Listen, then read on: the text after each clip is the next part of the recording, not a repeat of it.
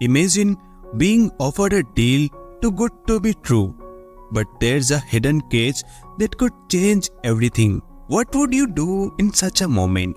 Stay with us because this story will take you on an unexpected journey filled with twists, temptation, and a life-changing lesson.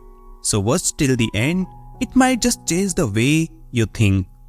Someone rightly said, stay with those who are going through tough times, but leave those whose intentions are bad. Today's story is about a 25 years old boy named Joseph who worked as a blacksmith. His parents had passed away and life was tough for him. Every day he earned his wages, returned home, cooked, ate and went to bed. This was his daily routine. One evening as he was returning home from work, he saw a priest carrying 3 large bundles on his back, traveling from one town to another. The priest looked exhausted, as if he had been traveling for a long time. After walking a bit further, the priest sat down under a tree, completely worn out, sweat dripping from his face. As the priest sat, he noticed the young man Joseph walking down the same path. Just as Joseph was passing by, the priest called out in a tired voice, "My child, can you help me? These bundles are heavy, and I am too tired to carry them much longer. Could you take one of the bundles to the next village for me? In return, I will give you 2 gold coins." Joseph listened and replied, "No problem, father. I am happy to help. Where do you need to go?" He picked up one of the bundles and placed it on his shoulder. Immediately, he realized how heavy it was. As they walked together, the village faded behind them, and the road ahead became deserted. As they moved forward, Joseph asked the priest, "Father, what's in this bundle that makes it so heavy?" The priest replied, "It's filled with copper coins. That's why it is so heavy." Hearing this, Joseph thought to himself, "The priest must be a merchant carrying all these copper coins." But then he brushed off the thought, telling himself, "What does it matter to me? I just need to deliver this bundle to the next village." With this thought, he carried on. After walking for a while, they reached a river bank. Joseph, being strong and fit, quickly stepped into the river, but the priest hesitated at the edge. Joseph looked back and asked, "What happened, father? Why did you stop? We need to cross this river to reach the village." The priest responded, "I know, my child, but as you can see, I am exhausted and I can't carry both bundles across the river. If I sleep, I won't be able to continue. Could you take another bundle for me? I'll give you 2 more gold coins." Joseph smiled and said, "Father, you are embracing me. Even if you don't pay me, I'll still help you. I'll get you to the village." The priest smiled and said, "You are kind soul, my son." Then he handed over the second bundle. When Joseph placed the second bundle on his shoulder, it also felt incredibly heavy. But he said nothing. They both crossed the river together. Once across, Joseph casually asked, "Father, what's in this second bundle? It is also quite heavy." The priest replied, "This one is filled with silver coins, my son." Hearing this, Joseph's mind began racing. He thought, one bundle is full of copper coins, the other with silver.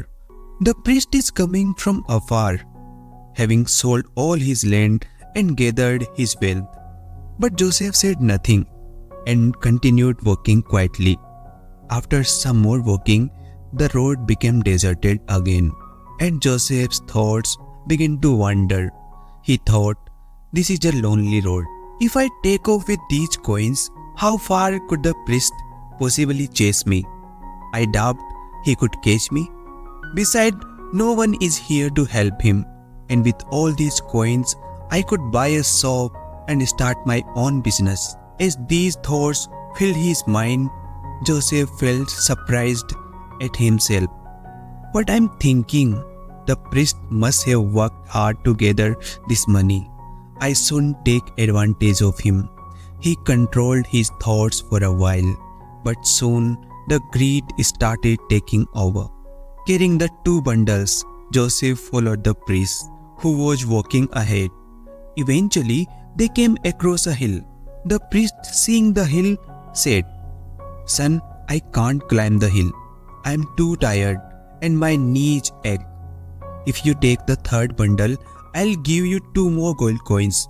But be careful not to drop it. You must not let it open." Joseph asked, "What's in the 3rd bundle, father?" The priest replied, "It's full of gold coins." Hearing this, Joseph's heart leaped with joy. He silently took the 3rd bundle and they continued onward. Now, without any burden, the priest climbed the hill easily. But Joseph, weighed down by the bundles, struggled to keep pace. However, the thought of the gold coins kept him motivated. He thought, "If I get all these coins, my life will be set. The priest is old and doesn't need this much wealth. I should just take it and run." Joseph's mind was filled with countless thoughts, and he convinced himself that the priest might be a thief. Why else would he have so many gold coins? If he were a merchant, he wouldn't be travel like this on foot.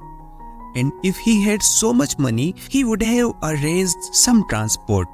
No, he must be a thief, and there is no harm stealing from a thief. With this thought, Joseph quickened his pace, passing the priest as they climbed the hill. He planned to run away as soon as they reached the top and started descending. Once at the top, Joseph seized his chance and dashed down the hill with 3 bundles, leaving the priest behind. He felt lighter, as if the weight of the bundle had disappeared. After running for a long time and avoiding people, he finally reached his home.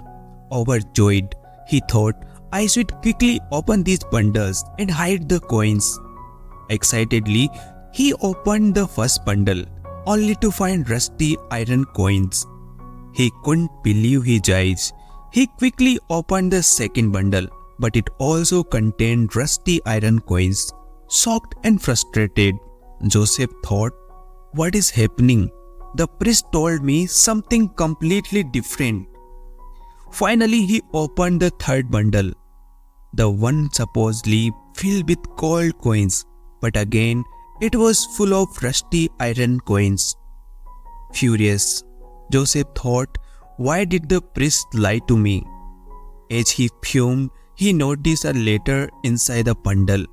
He immediately picked it up and read. This entire act was a test to find an honest person. I am the head priest of this region, and I have no suitable successor. So I devised the test to find someone truly honest who could lead after me. Only someone without greed can take up the responsibility. Reading this, Joseph shouted and fell to the ground, clutching his head. He knew that if he had controlled his thoughts, his life could have changed. But unfortunately, he failed to do so. Friends, Jesus says that thoughts are everything. We become what we think. That's why even our greatest enemy can't harm us, as much as our uncontrolled thoughts can. Jesus says to watch your mind carefully. The thoughts in our mind become words, and words turn into actions. Repeated actions become habits, and habits shape our character.